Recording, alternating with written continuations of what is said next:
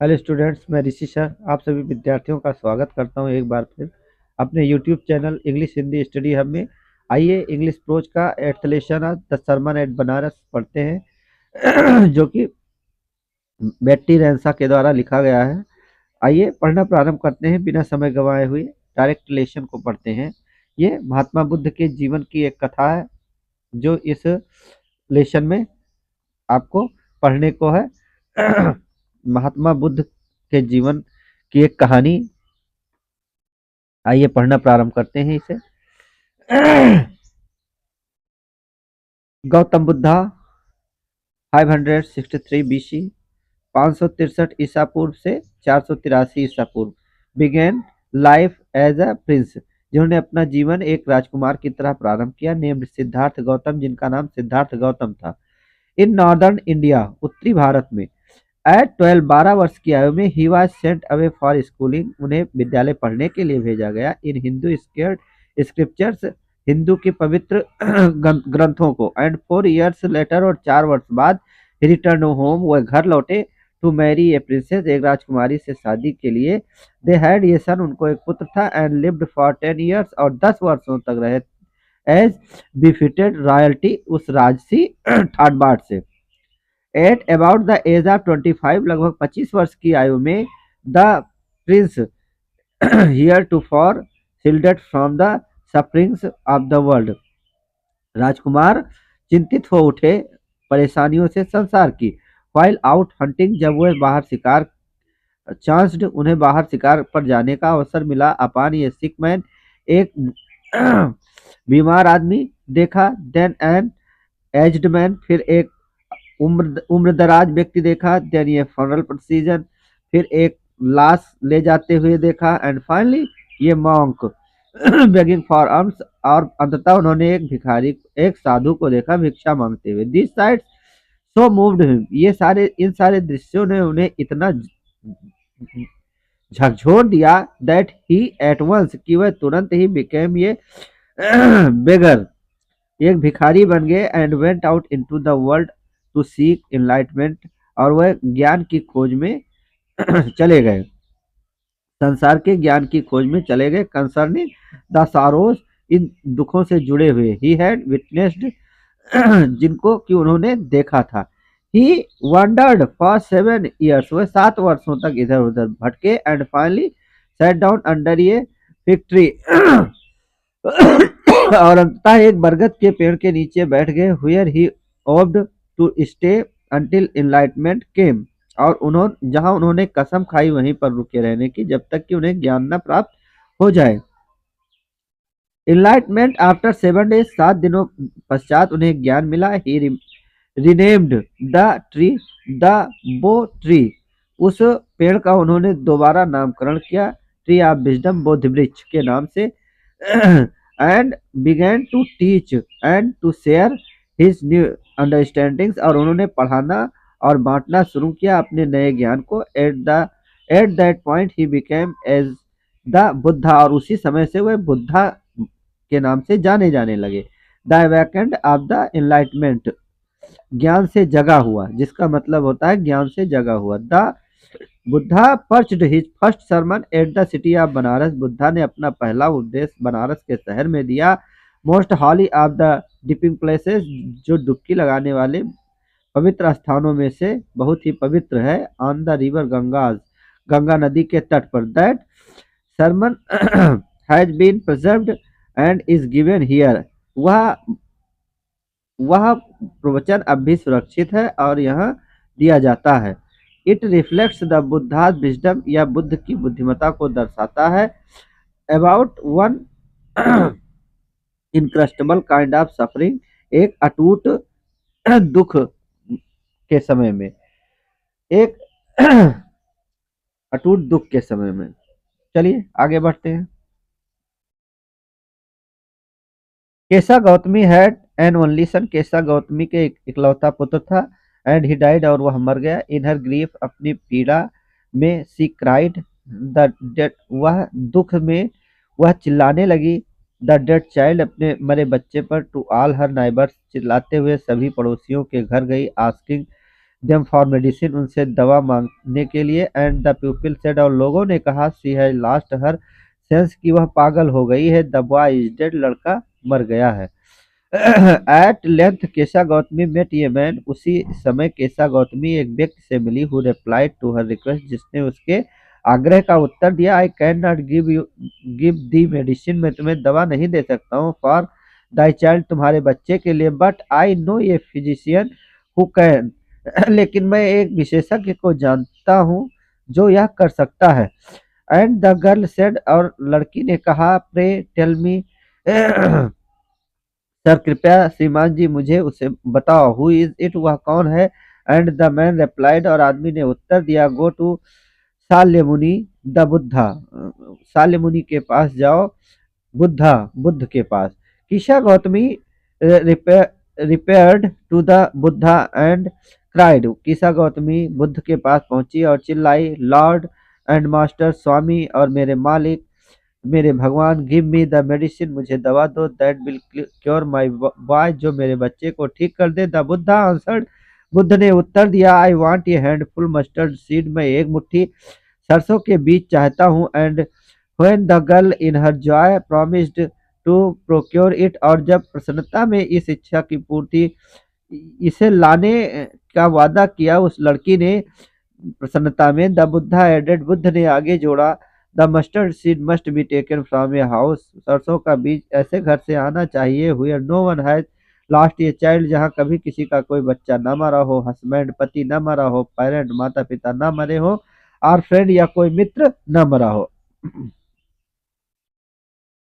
Poor Kisa Gotami became very very and hopeless, बेचारी Kisa Gautami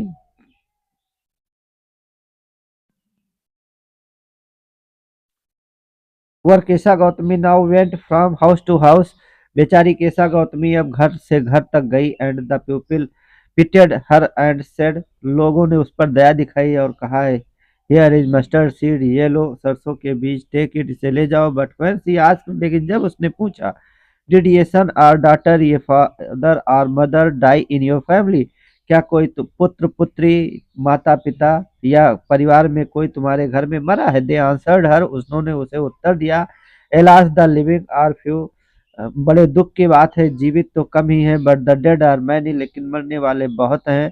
dough not remind us of our deepest grief, हमारे सबसे गहरे दुखों को हमें याद मत दिलाओ। And there was no house but some beloved one had died in it, और कोई भी ऐसा घर नहीं था जहाँ कोई उनका प्यारा मरा ना हो। Kisa Gotami became very very and hopeless, Kisa Gotami बहुत थक गई और निराश हुई। And sat down at the wayside watching the lights of the city, शहर के प्रकाश को देखते हुए वह सड़क के किनारे पर बैठ गई। एज दे फ्लिकर्ड अप, जिस प्रकार वह जल बुझ रहे थे, एंड वर एक्सटिंग्विश्ड अगेन, और फिर से बुझ जा रहे थे। At last the darkness of the night read everywhere, अंत में रात्र का अंधियारा सभी जगह छा जाता था। एंड सी कंसीडर्ड, और उसने मान लिया, द फेट ऑफ मैन, मनुष्य के भाग्य को, दैट दियर लाइफ्स फ्लिकर, कि उनका जीवन भी इसी प्रकार से है, फ्लिकर अप, इसी प्रकार से जलने वाला है, एंड आर एक्सटिंग्विश्ड, और फिर बुझ जाने वाला है दोबारा। एंड सी थॉट, और हर टू हरसेल्फ, और उसने अपने आप से सोचा, हाउ सेल्फिश एम आई, मैं कितनी स्वार्थी हो गई हूँ, इन माई ग्रीफ, अपनी पीड़ा में, death is common to all, मृत्यु सभी के लिए सामान्य है। At in this valley of desolation, इस अ, इस डेसोलेशन, इस विनाश की घाटी में, देयर इज ये पैथ, यहाँ एक ही रास्ता है, that leads him to immortality, जो कि निकलता है अमरता की ओर जाता है। Who has surrenders all selfishness, वही अमरता की ओर जाता है जो समर्पित कर देता है अपना सारा स्वार्थ। आगे बढ़ते हैं। बुद्धा द बुद्धा सेड, बुद्ध ने कहा, the life of immortals in this world is troubled and brief and combined with pain, नश्वरों का जीवन इस संसार में इज ट्रबल्ड, परेशानी से भरा, एंड ब्रीफ, और छोटा, एंड कंबाइंड, और संयुक्त है, विथ पेन, दर्द से, for there is not many means, क्योंकि यहाँ बहुत सारे साधन नहीं है, by which those that have been born can avoid dying, जिससे कि यहाँ जन्म होने पर मृत्यु से बचा जा सके। आफ्टर रीचिंग ओल्ड एज, बुढ़ापे पर पहुंचने के पश्चात दियर इज डेथ, मृत्यु है। Of such a nature are living beings, इसी प्रकार की प्रकृति है जीवित वस्तुओं की। As ripe fruits are early in danger of falling, जितना जल्दी फल पक जाते हैं उतना जल्दी उनके ऊपर गिरने का खतरा मंडराने लगता है। सो मॉर्टल्स व्हेन बॉर्न, इसी प्रकार से जब नश्वर पैदा होते हैं are always in danger of death, वह हमेशा मृत्यु के खतरे में रहते हैं। एज ऑल अर्थन वेसल्स, जिस प्रकार से सभी मिट्टी के पात्र मेड बाय द पॉटर, कुम्हार के द्वारा बनाए जाते हैं, इंडियन बीइंग ब्रोकन, उनका अंत टूटकर होता है। सो इज द लाइफ, इसी प्रकार से जीवन है आप मॉर्टल्स नश्वरों का। बोथ यंग एंड एडल्ट्स, दोनों युवा और वयस्क, both those who are fools and those who are wise, वह दोनों ही चाहे मूर्ख हो चाहे बुद्धिमान हो, all fall into the power of death, सभी मृत्यु के शक्ति के अधीन है। All are subject to death, सभी मृत्यु के अधीन है, सभी मृत्यु के ग्रास है। ऐसा कर ले। आप those who overcome bye death, वह जिन्होंने मृत्यु पर विजय पाई है। डिपार्ट फ्रॉम लाइफ, इस जीवन से अलग होकर। ये father can not save his son, एक पिता अपने पुत्र को नहीं बचा सकता है। नार किंसमैन डियर रिलेशंस, न ही कोई बहुत प्यार करने वाला अपने रिश्तेदारों को।